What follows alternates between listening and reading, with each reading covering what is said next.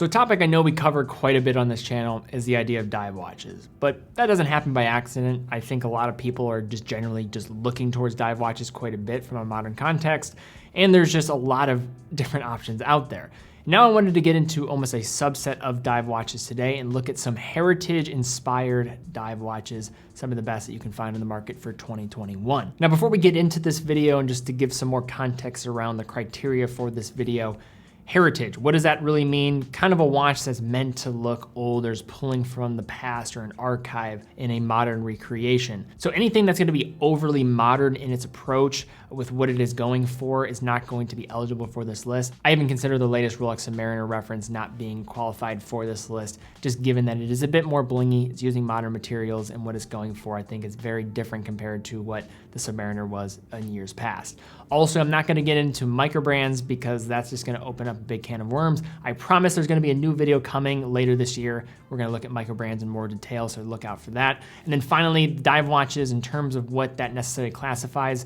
I'm talking more about the design rather than actual ISO compliance. So just keep that in mind when looking at some of the watches mentioned here. So now before we jump into this video, I just want to bring attention to two awesome new releases from Aorus on TeddyBaldassarre.com. One is going to be the new Pro Pilot Okavango limited edition. So the dial on this one just absolutely pops. It kind of gives me some Grand Seiko types of vibes in terms of what it's going for that textured style surface that it has. It's made to resemble the Okavango Delta from a plane, so you can kind of see that texturized surface and what it's emulating there. Fantastic looking watch, while also looking at another Aorus watch and the dial being the star of the show again with the Aorus Upcycle. This dial is using full recycled plastic, which is very cool, creates a nice end effect, while also being in alignment with Aorus's work in the area of ocean conservation. Definitely go check them out, TeddyBaldassarre.com.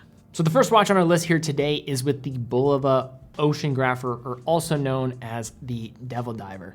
So this is a watch with a lot of 1970s flair, and this line was first unveiled in the early 1970s, so it makes some sense here. Now, a lot of the elements of the original can be seen with these newer models, with the case, the color, and the dial execution as a whole. The name Devil Diver was tied to this piece following the water resistance rating of 666 feet, so that's just kind of the connection there.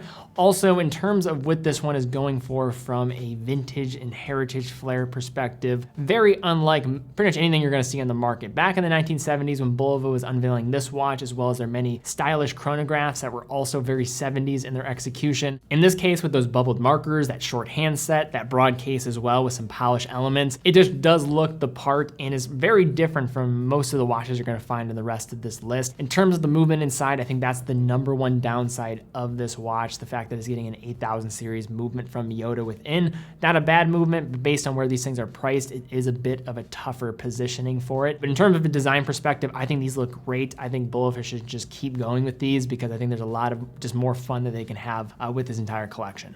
So next up here, we have the Seiko SPB 183. So this is a model that pulls from a famous 1970 reference, the Seiko 6105, also known as the Willard, being worn by Martin Sheen in the acclaimed film Apocalypse Now. Now this watch is rather true to the former case architecture while also offering up some good modern elements with the 6R35 movement, 70-hour power reserve. This model is also a bit more wearable than other Seiko divers out there with its restrained lug-to-lug, even for Seiko standards, making it possible for many wrists out there. And Seiko's been releasing a lot of watches lately. That's kind of nothing new for the brand, but in terms of a collection, I think have really just done a nice job is that $1,000 price range for their dive watches. I know for some that is a bit steep. I know that there's a lot of people that are a little bit sad about this because it means less focus on the lower end for Seiko, but I think they did a very good job with this piece as well as some others in the catalog like the SPB 143 for an example in that entire collection. I think the case size, the proportions, they did a really good job with those. And these are certainly some attractive watches from Seiko's collection.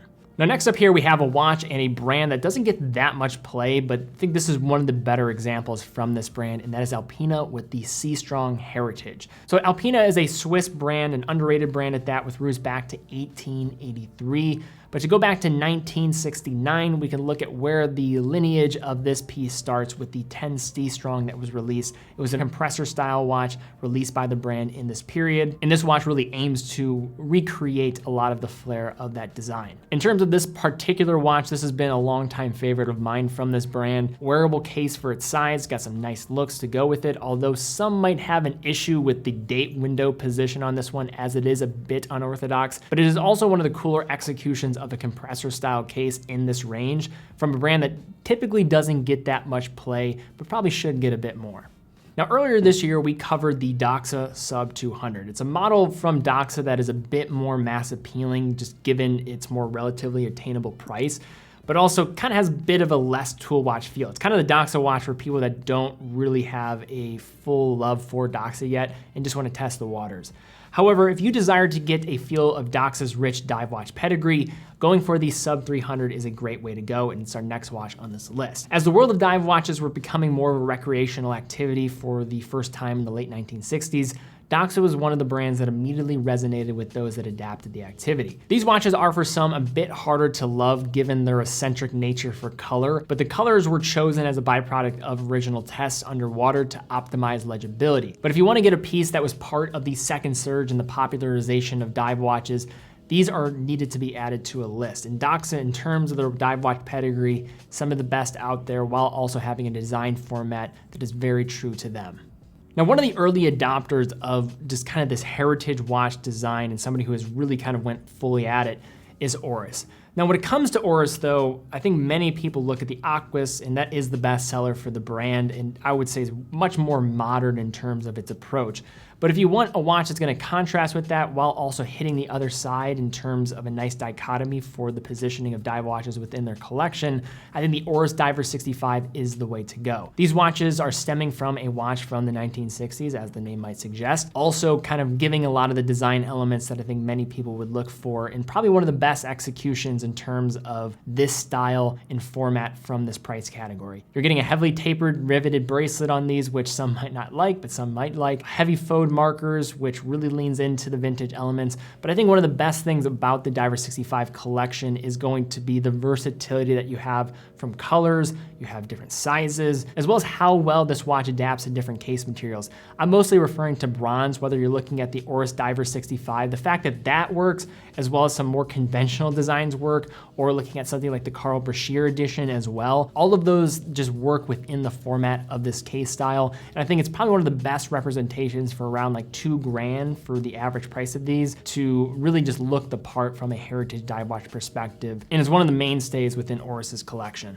The next up here, we have a watch that actually paired up against the Aorus Diver 65 as kind of just a battle between some of the options in that $2,000 range of watches of this type, and that is with the Rado Captain Cook, and I actually have one on my wrist right now. So in terms of the Captain Cook and its positioning, I see it kind of as a marriage between some contemporary elements with vintage elements in its approach, with its ceramic bezel as well as the dial execution kind of being a bit more modern, but with that box sapphire crystal, the beads of rice bracelet, it doesn't lean too far in that direction and still does go into the vintage heritage realm as well.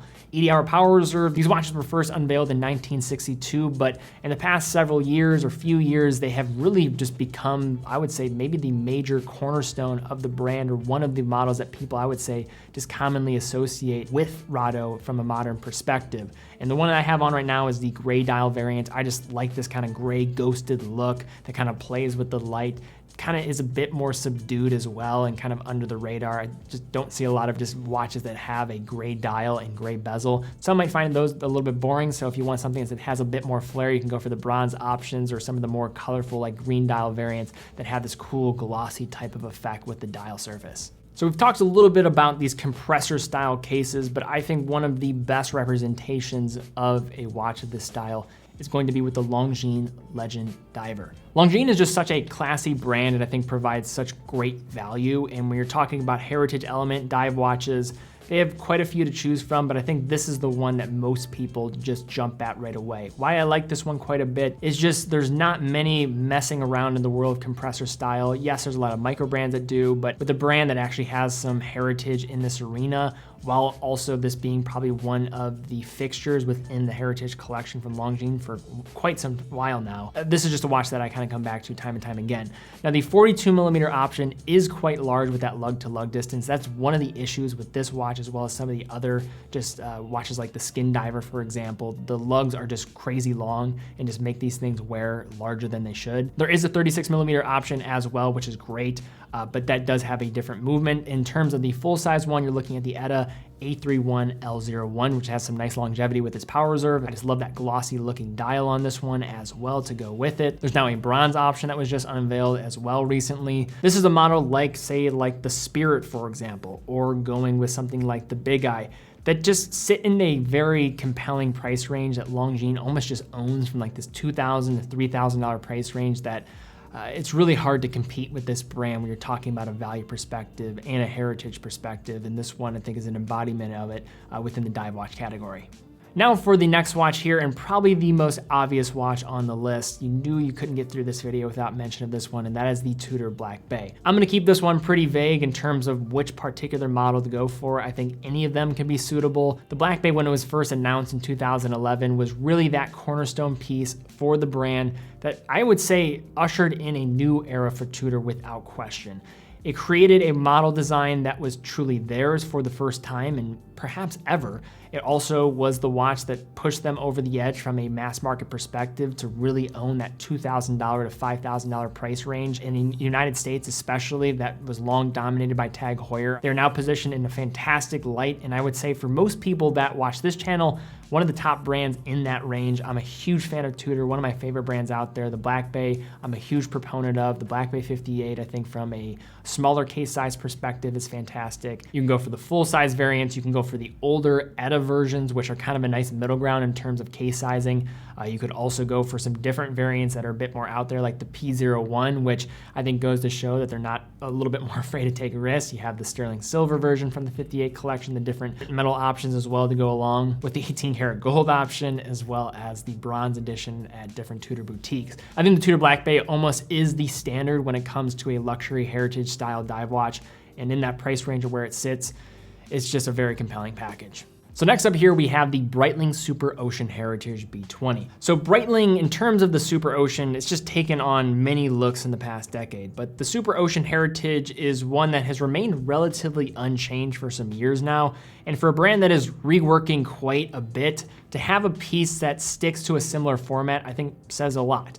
Now, before basically anyone else started on the trend of heritage dive watches, including the Tudor Blancpain, Breitling started heavily positioning a Super Ocean Heritage in 2007 as a fixture within their collection. The earlier creations were using ETA calibers only, but in a recent swap with Tudor, some of these Super Oceans featured the Tudor manufacturer caliber, the MT5612, with a 70-hour power reserve. And I think that is probably the most compelling of all the Super Oceans from a modern context. These watches, I think, just look fantastic. We actually have a video on the channel covering these in a bit more detail, looking at a few different variants.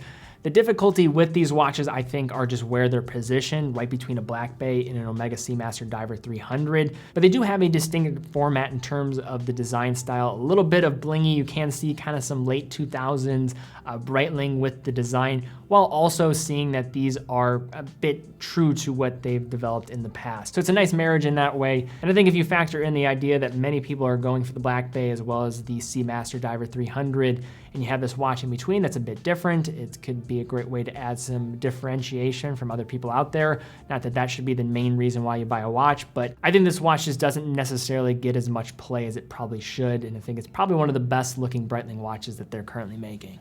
For our next watch here, we have the Omega Seamaster 300, a new addition to the Seamaster family, a very big family at that. Now this new line is available in some new colors, including a blue and stainless steel, which we've covered on the channel in the past. But this watch falls victim almost the same way as that previously mentioned Breitling Super Ocean falls victim to some of the competition.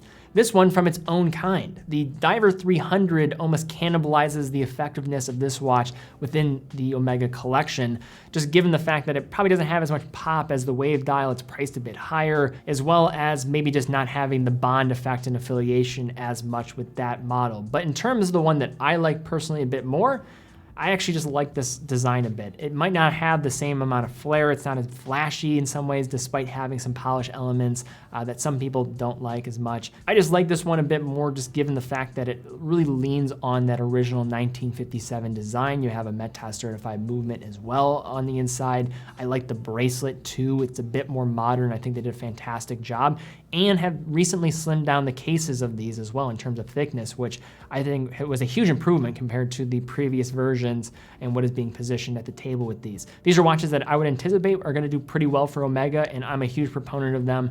We were talking about a heritage dive watch.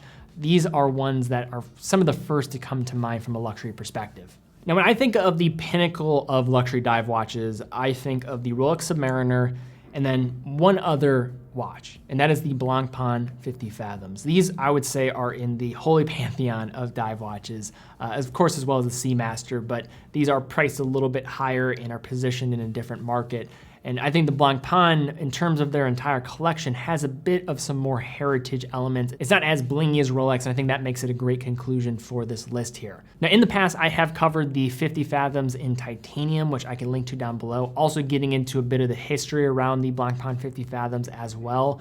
But whether you're talking about the Bathyscaphe, the Barracuda, there's quite a few different options that you can get into here to kind of scratch this itch. So it's a very interesting position. You have history, you have great design and timelessness, all brought together in one package. And when you see a watch like this on somebody's wrist, unlike many luxury watches out there, it kind of tells a completely different story. The person that owns this watch, I think, values very different things than the typical buyer of a luxury watch, and I think that is incredibly cool. But all right, guys, that is a list of some of the best heritage dive watches that you can find on the market in 2021. If you did enjoy this video, please give it a thumbs up, subscribe, and hit the bell icon. Also, what are some other watches that you would include on a list like this in the comments down below, so some other people can just use that as their own research and jumping off point if they're in the market for a heritage-looking dive watch. Also, guys, definitely check out those new Aorus watches on TeddyBaldassarre.com, and be sure to follow on Instagram as well to stay up to date with the content. But guys, thank you again so much for watching. Be well, and I will see you all very soon.